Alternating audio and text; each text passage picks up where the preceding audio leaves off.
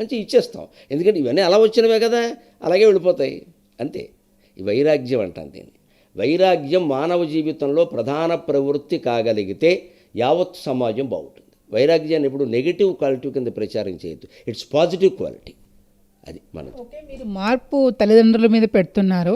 తల్లిదండ్రుల నుంచి ఒకవైపు చూస్తే మన రాజకీయాలు కూడా మార్పు ఎంతైనా అవసరమని భావిస్తున్నారండి. రాజకీయాలు కాదు, ముందు గాలి కూడా మారాలి. చలిగాలి ఎక్కువగా ఉంది 4 రోజులు బట్టి, చాలా మారాలి. కానీ వారు మారాలని వీరు మారాలని వారు ఆశిస్తూ ఉంటే మార్పు ఎక్కడి నుంచి రావాలో మీరు చెప్పండి. అంచేత వాళ్ళందరిలోనూ వచ్చే మార్పు ముందు నా నుంచి రావాలి అని నేను అనుకుంటే, ఒక పిల్లాడు కర్తవ్యం చేయాలి అనడం కంటే ఒక తల్లి లేదా తండ్రి వారి కర్తవ్యం చేయాలనడం తేలిక. ఎందుకంటే వీరు పెద్దవాళ్ళు, వీళ్ళు అవగాహన చేసుకుని చేయగలరు. వాడు మార్చుకోలేడు, చిన్నపిల్లాడు. ముందు వీళ్ళు సంస్కారం ముఖ్యం, మాకు మార్కులు కాదు. మీరు 25 ఏళ్ళ నుంచి మీ ప్రవచనాలు చెప్తున్నారు. మీ ప్రవచనాల్లో చెప్పడం మీకు తృప్తినిచ్చాయా? ఇంకా ఏమైనా మిగిలిపోయింది ఏమైనా ఉందా అండి? లేదు, అసలు నన్ను అడిగితే ఈవిడ చెబుతుంది ఆ విషయం బాగా. ఒక శతాబ్దానికి సరిపడి చెప్పేశారు ఉంటుంది చాలాసార్లు. ఇప్పుడైనా మానేస్తారండి, మానేసినా పర్వాలేదు.